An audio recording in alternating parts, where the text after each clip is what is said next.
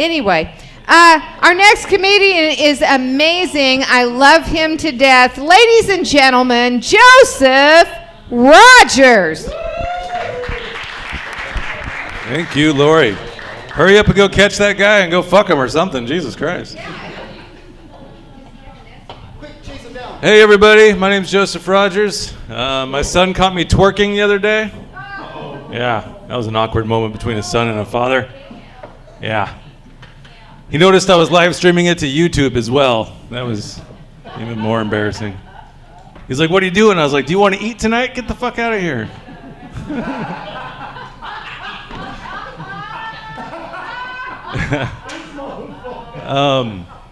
So I've been broke for a while now. I've been broke so long that now when my son and I are walking to the store or whatever and we hear someone drop change, I know how much just got dropped. You know what I'm saying? We'll hear some change drop and I'll be like, damn, that was 18 cents. My son's like, holy moly, it was 18 cents, you know? And then another time, like, damn, someone just dropped 36 cents. And my son's like, no, that was 31. I was like, no, that was a Canadian nickel. Fuck that shit. I know the sound a Canadian nickel makes, okay, motherfucker? And let's be real, the reason why I know the sound of change makes is because I don't want to get ripped off at a Coinstar. You know what I'm saying? I've been using Coinstars for so long. You ever been broke so long that you guys know what to float a check means?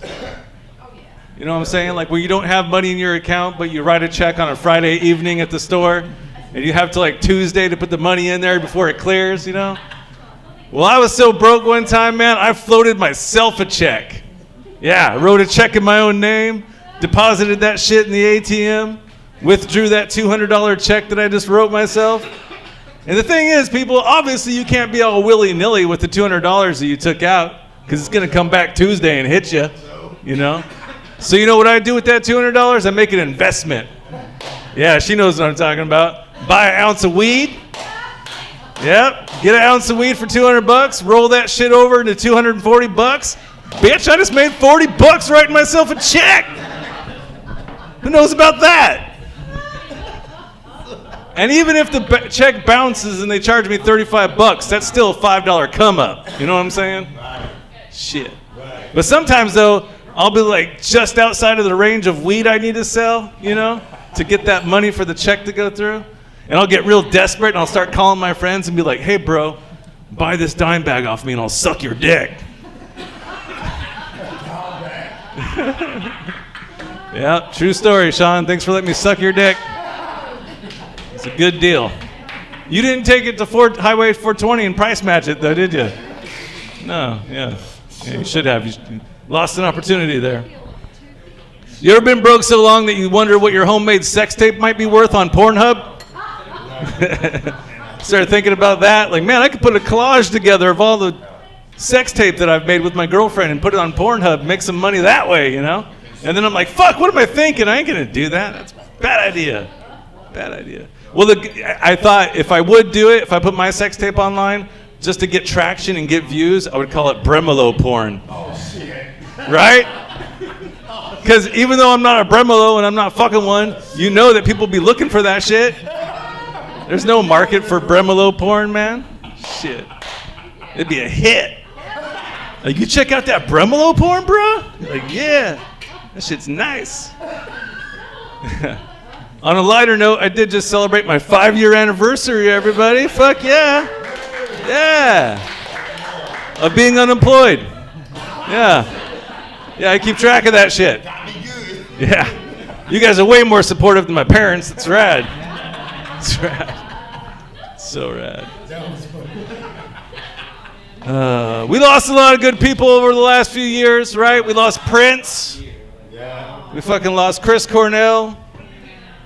We lost fucking Anthony Bourdain. We just recently lost Paul Allen. Aretha Franklin. Thank you. We lost a lot of good people, man. We keep losing good people. That trend of celebrity life, you know?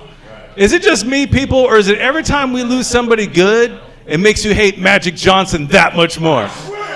You know what I'm talking about? Shit. Like, damn, man. If I'm gonna be 80-year-old on my deathbed and that motherfucker's still shooting layups, I'm gonna be pissed. I'm gonna be, right before I die, I'm gonna be like, I want to eat stem cells from a baby too. Shit, give me some of that. I want to beat AIDS while everybody else is dying. Shit. Seriously, what is he on, man? Shit. I grew up in Tacoma. I liked growing up in Tacoma. A lot of people have mixed feelings about Tacoma. I loved it. Me saying I grew up in Tacoma means that at one point in time, I did believe I was black. Right? You know? They were my only friends. They took me on as one of their own. I even had the walk, you know what I'm saying? I was walking it. I had the talk. I had the slang. I had the terms, man. I was down, right? I was even dressing the part. But there was one thing, right? I felt like I wasn't ever truly in with my friends unless I can say the word with them and they'd be okay with it. You know what I'm saying? So I was pumping myself up one day. I was like, I'm going to do it. I'm going to go up to them. I'm going to say it. They're going to love it. And I'm going to be true friends. So I go up to them one day and I was like, hey, what's up, my new friends? Shit. Can't do it. What's up, new friends? So I was like, shit. But that's not even when I realized I wasn't black. It wasn't until I bought a FUBU shirt and I was hanging out on South Tacoma Way and 54th Street at a 7-Eleven at 10 o'clock at night, just repping my spot, right? And these 6 black dudes came up to me and they're like, hey, nice shirt. And I was like, thanks. What's up? Yeah, thanks. He's like, no, give me your fucking shirt. He's like, do you even know what FUBU means? I was like, no, but I pay $50 for it, so it's cool, right? He's like, no, it's for us, by us. Why are you wearing my shirt? Give me your shirt, bitch. And that's when I realized it wasn't black, because I was like, here you go.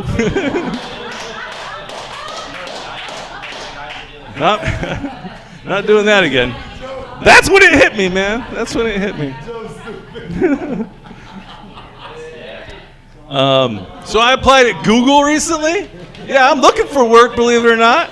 I applied at Google.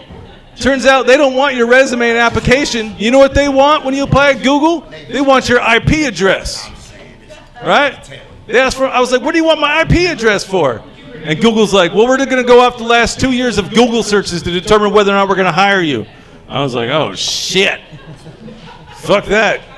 Don't even bother. And they said, no, we'll give you a courtesy call. I was like, all right.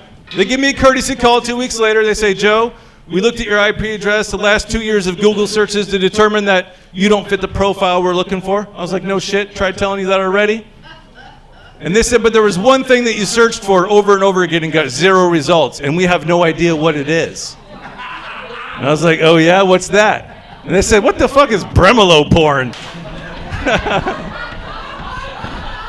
I was like, fuck you, Google. I bet you'd want to know. I'm going to go to Bing and search that shit. I bet you I'll find something. Shit. All right, I'm Joseph Rogers, everybody. Thank you very much.